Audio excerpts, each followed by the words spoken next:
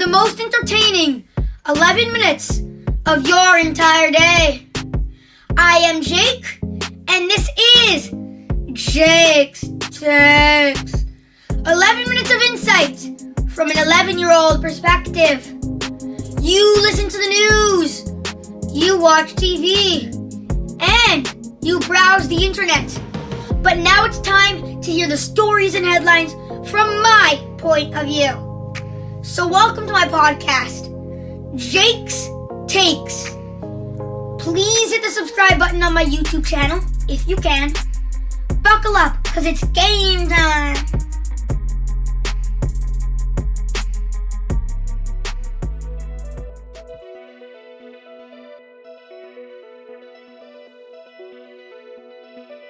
Today, we have another special guest joining us on Jake's Takes.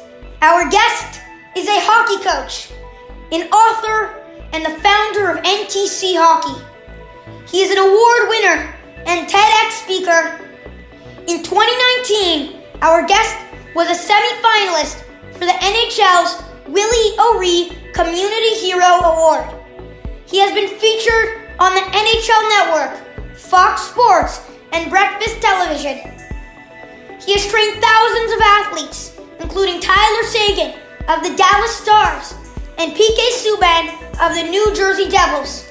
It's my honor to welcome to the program, Dan Blackburn!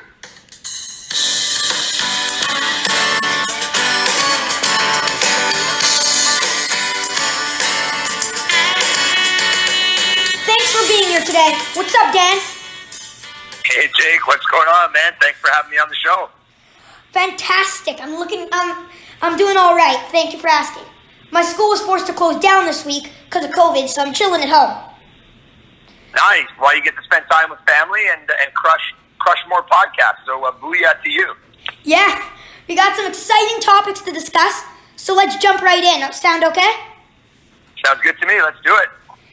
So Dan, in 1998, you opened up your own company to train and teach hockey players how to realize their greatness and reach their goals. You developed a program called Pillars of Greatness. Can you tell me a bit about this? Absolutely. In 1998, I was in a really dark place mentally and emotionally, and I needed some support. I needed to get myself out of this spot, and I looked for different ways to get help and guidance, and I just couldn't quite find what I needed. And so I created this program for me with the intention of getting myself from where I was to where I wanted to be. And then at the same time, I realized that I love this game of hockey, and so I was going to commit my time to serve and to help and to guide the next generation of hockey players. And then I realized that this program I used for me to build strength and resiliency and ultimately to unleash and unlock my greatness, I realized that I could teach that to other athletes. And so in a very short period of time afterward, not only were we having incredible success on the ice as a hockey team and as hockey athletes, but the amazing results that kids were getting away from the rink, in school, at home, with their friends, making better choices, it started to create this rhythm, like a community. And since then, I've empowered thousands of athletes on virtually every content and every continent on this planet to be their best as well. Sounds amazing. I only focus on the actual hockey side of the training, so this sounds great to me. Yeah, I think we spend the vast majority of time as hockey players. I love the game. We're in the rink. We're even during COVID lockdown, there's ways that we can train online and work on the physical part. But what I teach athletes all the time is there's also the mental, the emotional, and then the spiritual part of who you are as a human so that you can bring the best version of you. Because I teach athletes, it's about bringing the best version of Jake or the best version of Dan to the table, to the rink. That's how he's going to be able to unleash and unlock his greatness as well. Makes sense. Dan, in 2018, the NHL announced a new award honoring hockey pioneer Willie O'Ree. The award recognizes heroes who have impacted their community. In 2019, you were honored by becoming a semi-finalist for this NHL award.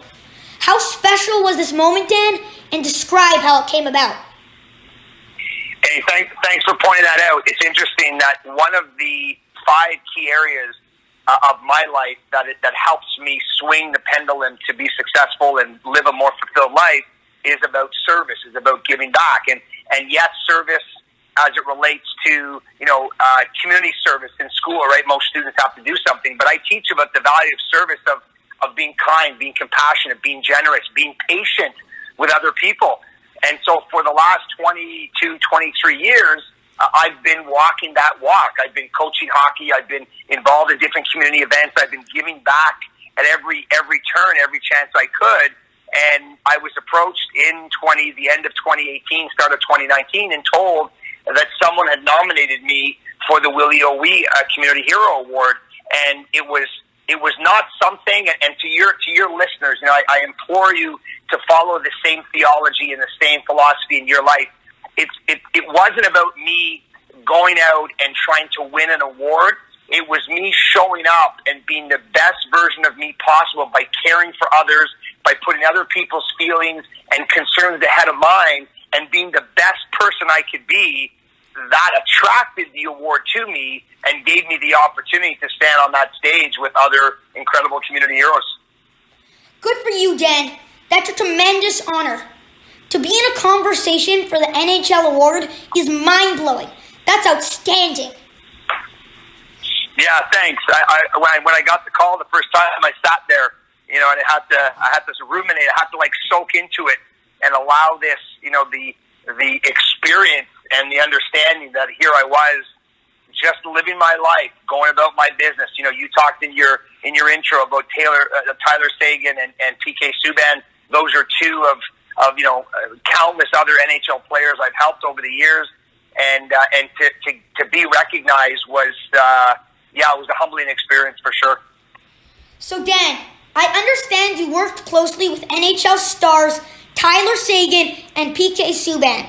Can you tell me about that experience and other hockey players you've trained who went on to play in the NHL? Absolutely. I mean, I'm super proud of those guys because when I started working with PK, he was about 8-9 years old, and Tyler was about 12 or 13. And the one thing to your listeners now is, we often look at that pro athlete and think, wow, I'd love to get there. Well, more than the work that those athletes put in, they developed rituals and habits in their lives to be the most confident player in the room. And there are times when you're confident that people are going to look at you with a smirk, or they're going to say you're cocky or you're arrogant.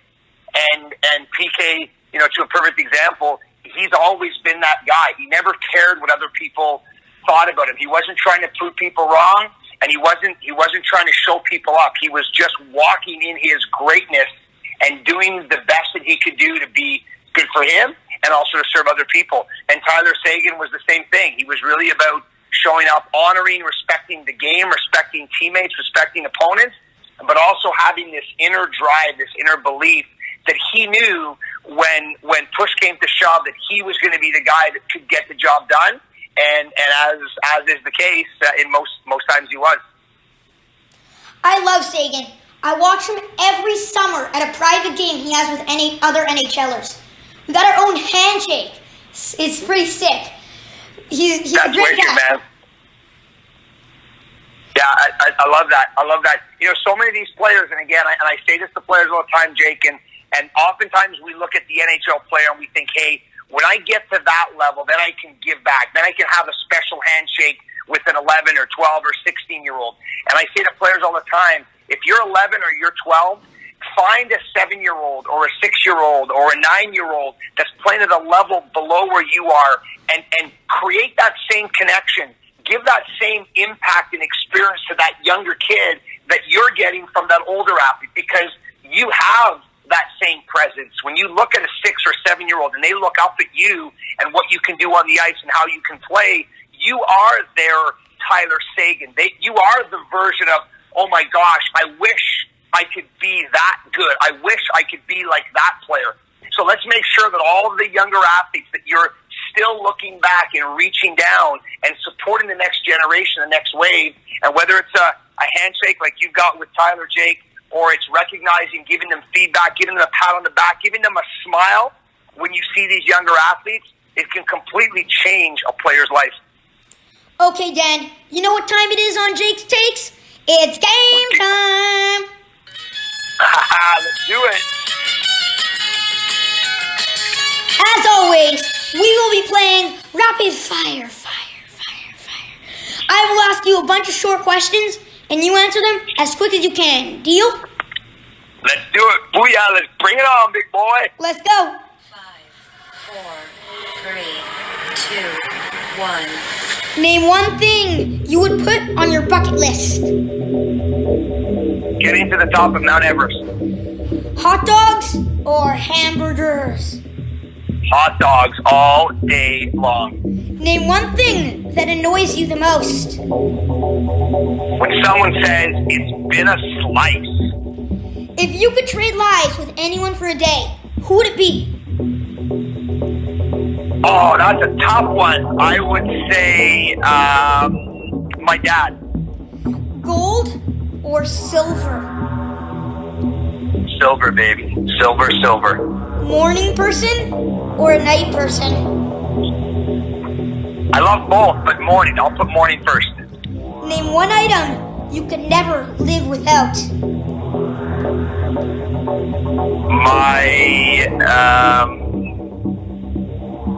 My self-belief. I know it's not a tangible item, but it's an intangible, and my self-belief is the thing that keeps pushing me when life pushes me back.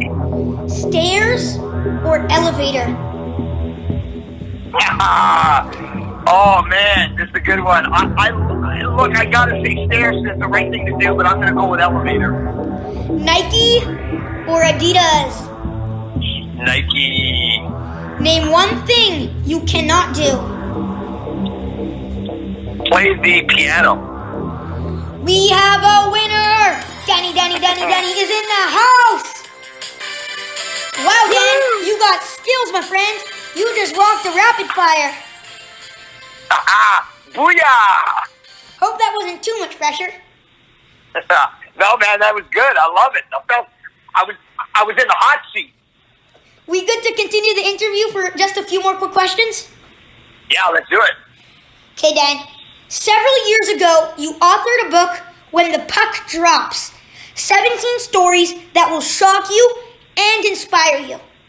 Why did you decide to write it, and how can people benefit from your book?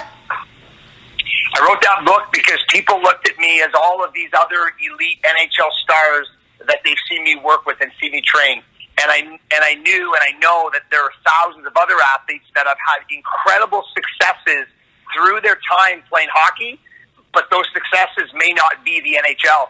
So I handpicked 17 athletes and had them tell their story of what success looks like for them now, and how they were able to generate and achieve that success through the lessons that they learned while being a hockey athlete. You know, I'm going to tell you a little secret here. You know what I read? Guess.